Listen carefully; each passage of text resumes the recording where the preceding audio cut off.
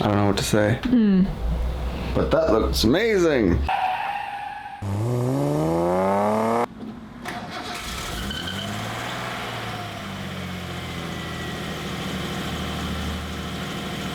And I'd have to say that that sounds amazing too.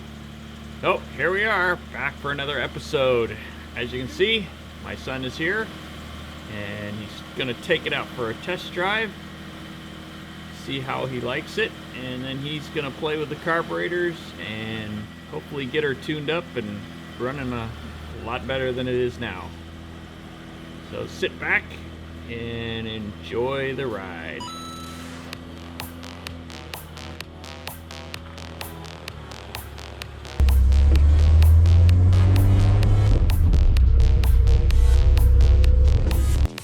So basically I'm leaving this next part in just to embarrass him.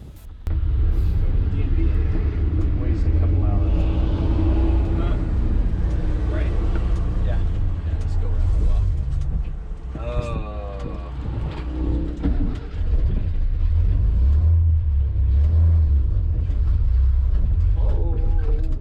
It's not happening.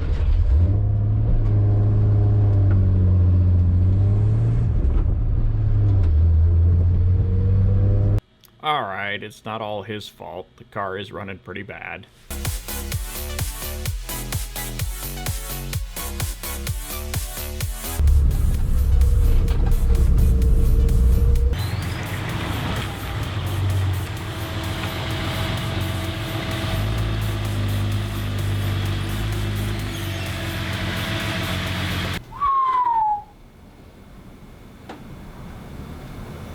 Well, you probably know me by now as the spoiled son whose dad has rebuilt this engine. Yeah.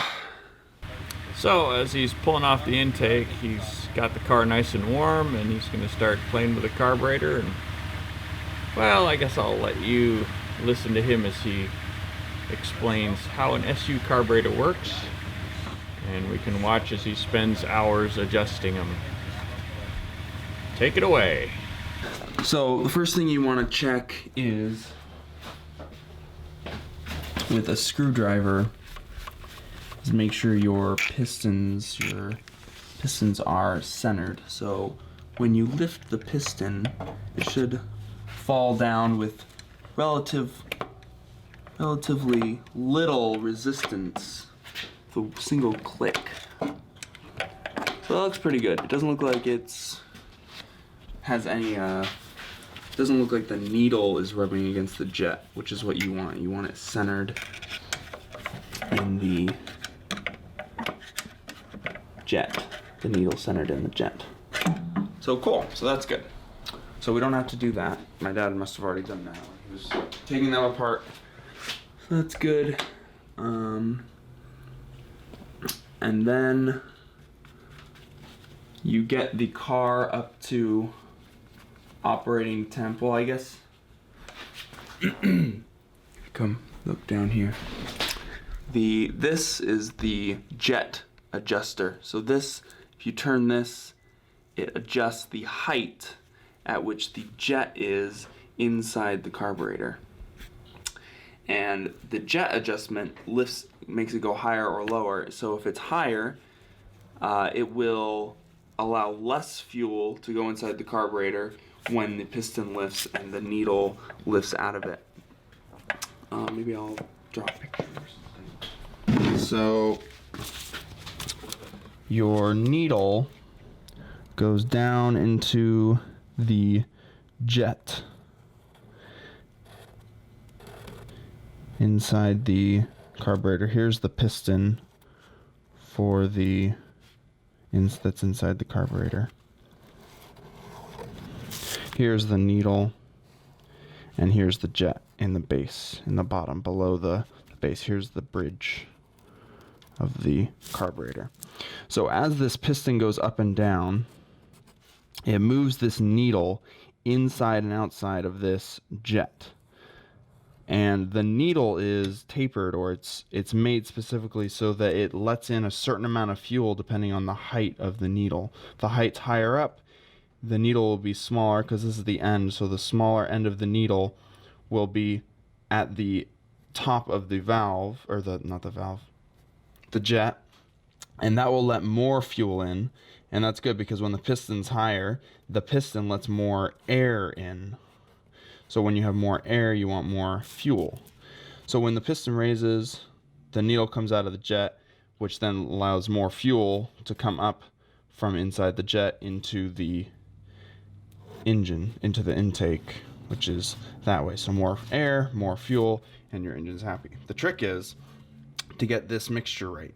So you want to adjust the height of this jet using the little turny thing that we're going to turn below the jet to raise and lower the height so the starting height is correct, so that at idle it's getting the right amount of air and fuel, and then when you increase the RPMs it continues to get the right amount of air and fuel inside the intake.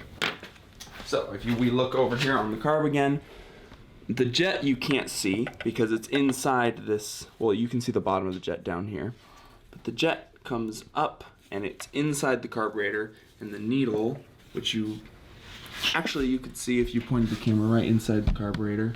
So that's the needle, that little rod that's going up and down. The piston is what's above that, and that needle, like I said, is going into the bridge of the carburetor, which is where the jet is located. So we are adjusting the level of that jet to adjust the level of fuel that is going inside the carburetor. And you do that by twisting this little knob right here. It just moves up and down. So the trick is not only to get that level right, but to keep the levels of the carburetors, because you've got two carburetors, you're kind of adjusting them at the same time, and hopefully they don't affect each other too much. And with isolating the intakes like my dad did, hopefully that should also help a little bit more to isolate them, so when you're changing one, it doesn't affect the other one or how the engine's running overall on the other side too much, because that's another difficult part, is that the once you adjust one, you have to go back and adjust the other one, because now the RPMs of the engine have changed and the idles change and all that. So you kind of have to adjust them at the same time, but you also want to keep them independent of each other. So to start, you usually start about 2 full turns down.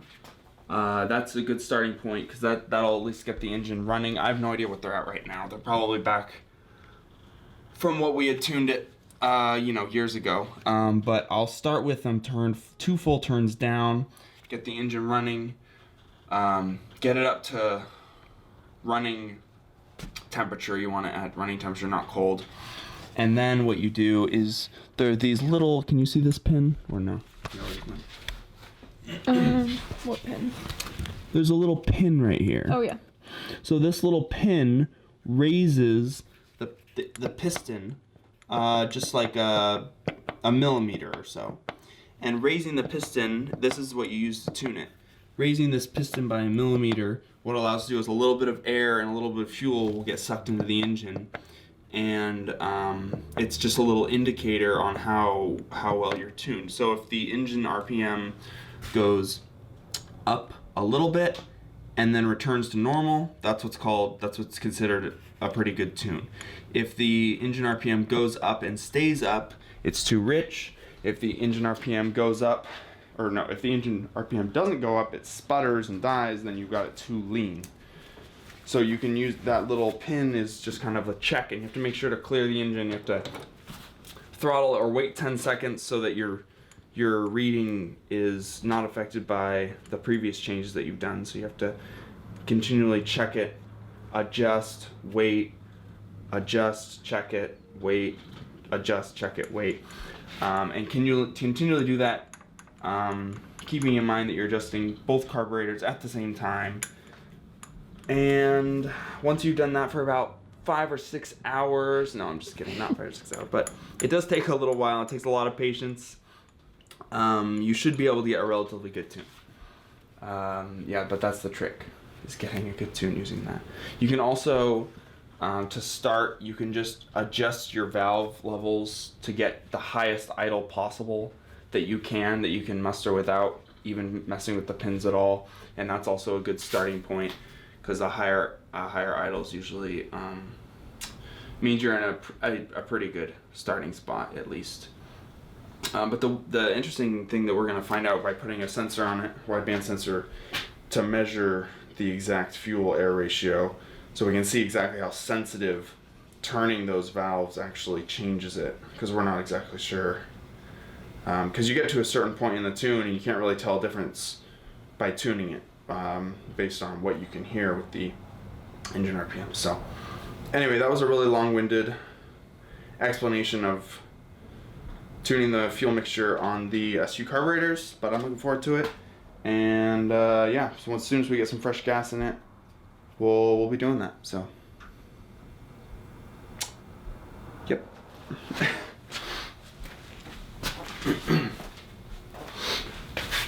Still recording, huh? Like father, like son.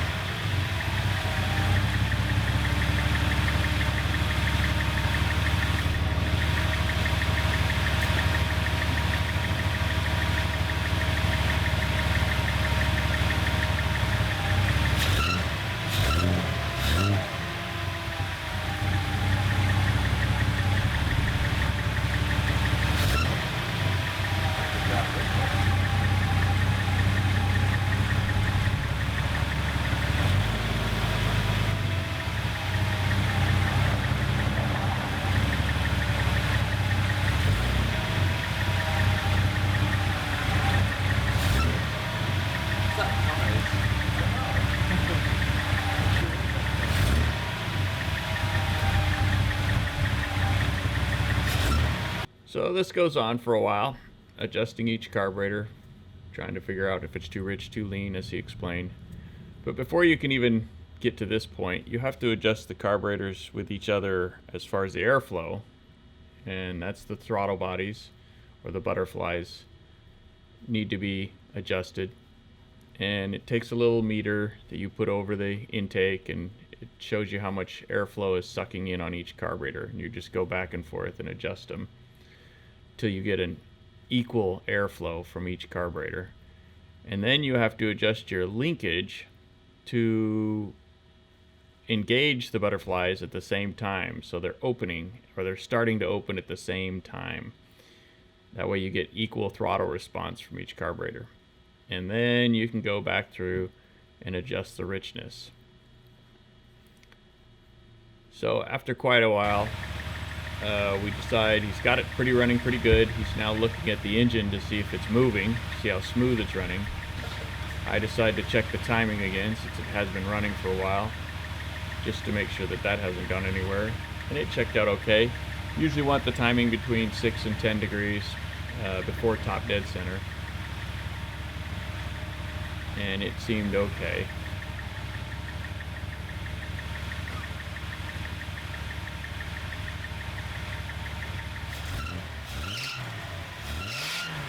And because we got the engine running so well, it's accelerating so fast now that the belt is slipping. So we had to tighten up the belt. That takes all of 20 seconds. Put the air cleaner on. See how she runs.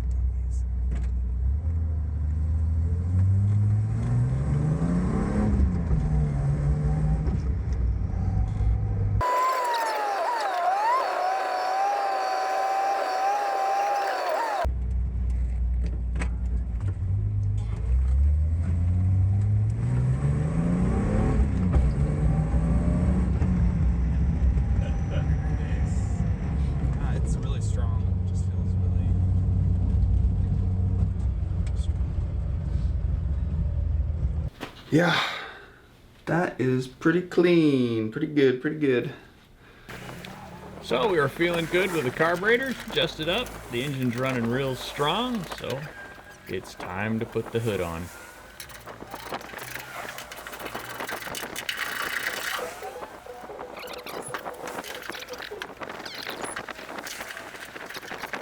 So as we were watching the wood be aligned, it's time to start thinking about a cold air intake for this thing. SU carburetors are notorious for overheating and vapor locking and causing all kinds of problems. And so sitting in California traffic, it's not going to be happy. So next episode, we design and build a cold air intake. Roll credits.